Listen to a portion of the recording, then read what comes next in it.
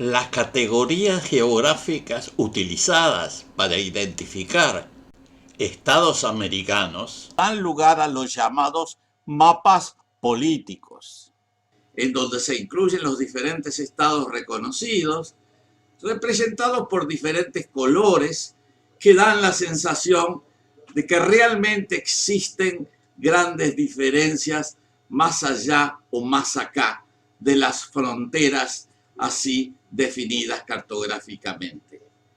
Estas unidades políticas son denominadas de varias maneras: países, naciones, estados nacionales, etc. Aunque nosotros preferimos obviar el término nación o nacional, dado que prácticamente ninguno de ellos reúne las condiciones de unidad cultural e identidad que se considera un elemento fundamental para definir una nación. Nosotros preferimos utilizar el término estados territoriales, pues de eso se trata, estados que controlan territorios, pero que no son verdaderas naciones. Sobre este tema hablaremos a continuación.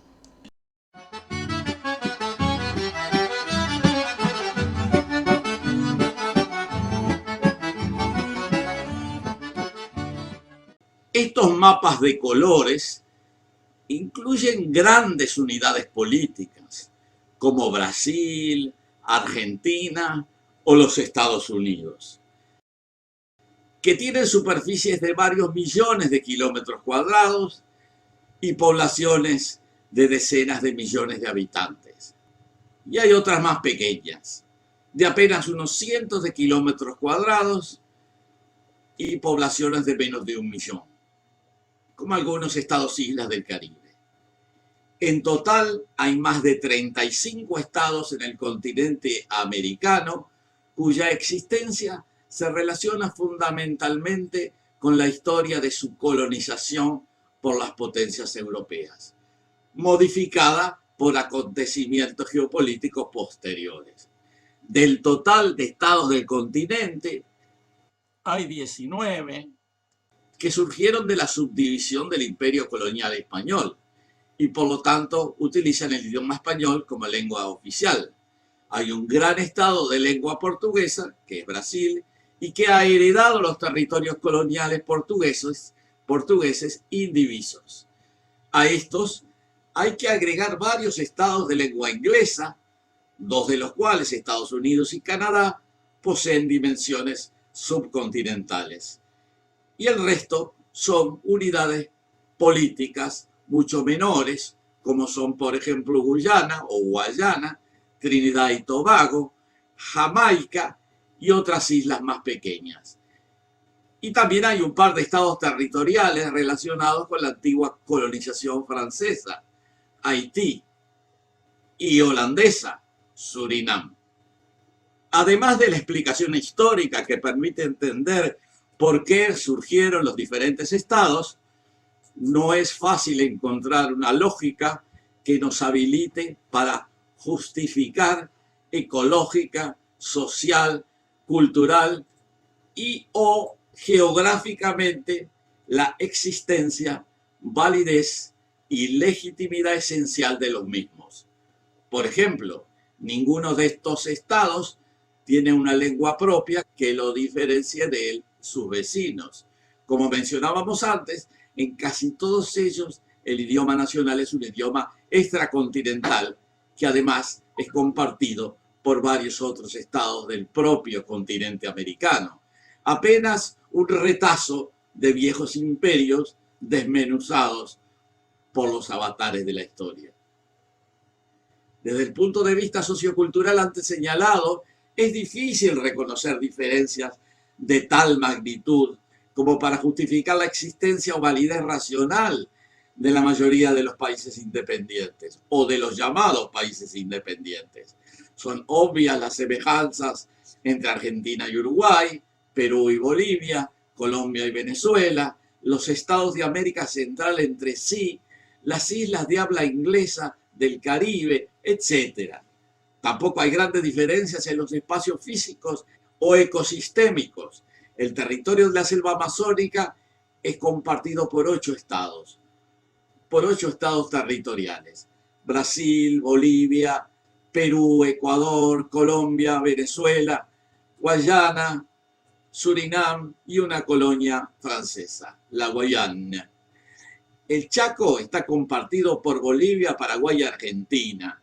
La cadena andina recorre 7 estados: Venezuela, Colombia, Ecuador, Perú, Chile, Bolivia, Argentina.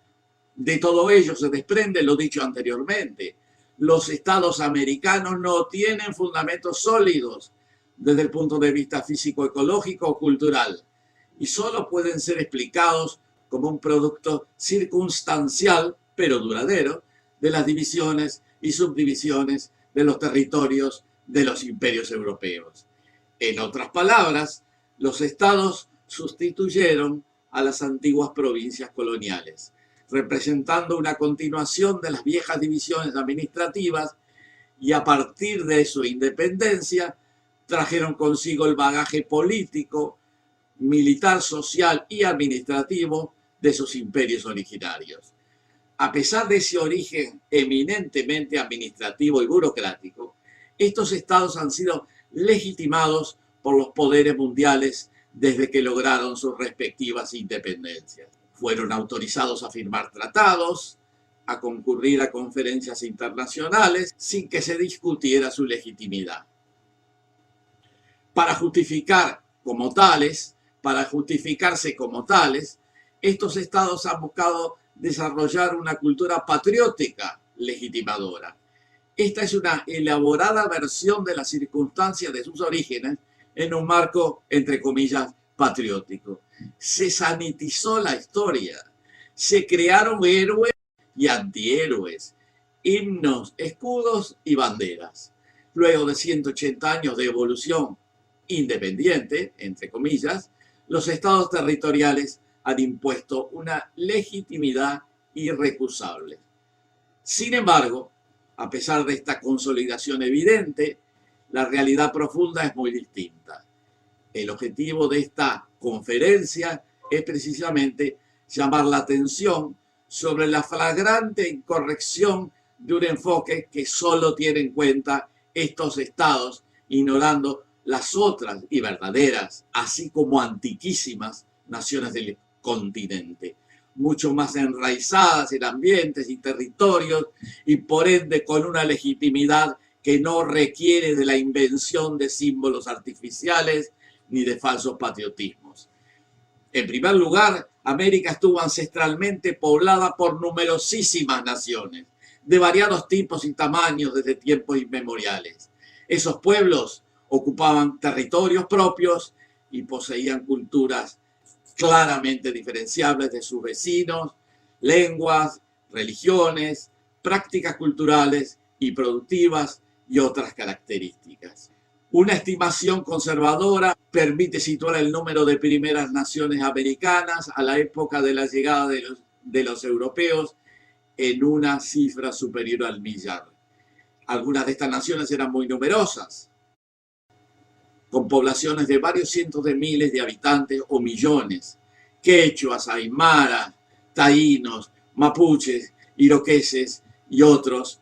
Poseían todos complejas culturas muy antiguas que ocupaban sus territorios desde hacía varios siglos e incluso milenios. Los imperios europeos invadieron los territorios de estas naciones y fundaron colonias que a la postre se habrían de transformar en los futuros países. La invasión europea determinó la disminución rápida de las cifras demográficas. Algunas naciones fueron completamente aniquiladas, como es el caso de los taínos en Santo Domingo, y otras vieron sus números dramáticamente reducidos. Sin embargo, a pesar de dicha disminución, muchas de estas sociedades mantienen poblaciones numerosas, conservando los elementos centrales de sus respectivas culturas. Es el caso de las grandes naciones andinas de los quechuas y aymaras, que aún hoy reúnen poblaciones de varios millones cada una. Otras primeras naciones relativamente numerosas son los mayas, purépechas, mapuches, los náhuatl, los cunas, los guaraní, los arawak, los toba, los iroqueses, los navajos y otros. Estos pueblos poseen su propia lengua, sus costumbres y creencias, y han desarrollado prácticas productivas adaptadas a los ecosistemas existentes en sus tierras. Sin embargo, a la hora de reconocer sus derechos nacionales, políticos, civiles y religiosos, las primeras naciones son dejadas voluntariamente de lado. No hay un solo estado territorial que coincida con ninguna primera nación americana. Los quechuas están en Perú, en Bolivia y en Ecuador, pero carecen de su propia expresión política. Los mapuches están en Chile y Argentina, pero su lengua no se enseña en las escuelas, habiendo perdido la mayor parte de sus territorios ancestrales hace más de un siglo. Los tobas están divididos por la frontera paraguayo-argentina, el río Pilcomayo, y no tienen ninguna posibilidad real de participación en la política de sus respectivos países.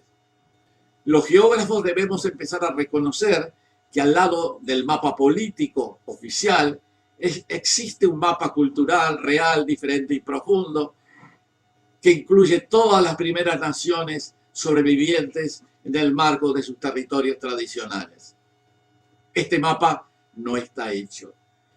Apenas existen algunas cartas denominadas etnográficas, en donde se incluye la localización aproximada de los pueblos indígenas, o mapas políticos que reducen la nacionalidad de las primeras naciones a los débiles contornos de sus reservas, prácticamente indistinguibles de los límites de las grandes facendas o concesiones mineras.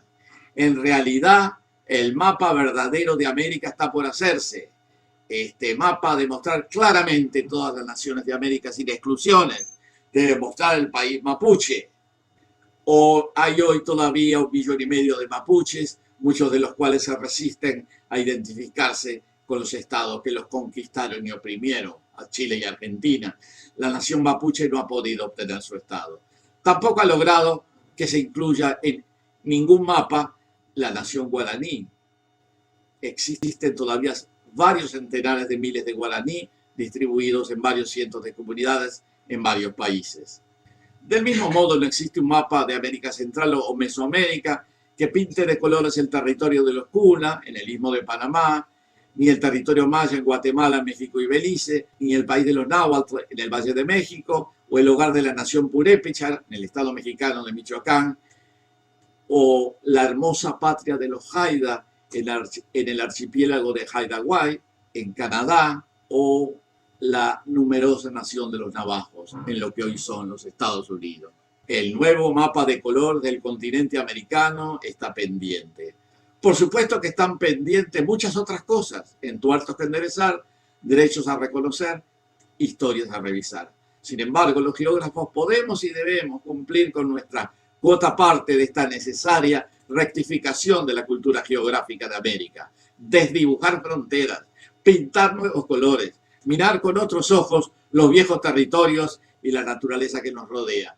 Tal vez ese es el primer paso para construir la nueva sociedad en donde se acepten y reconozcan todas las diversidades.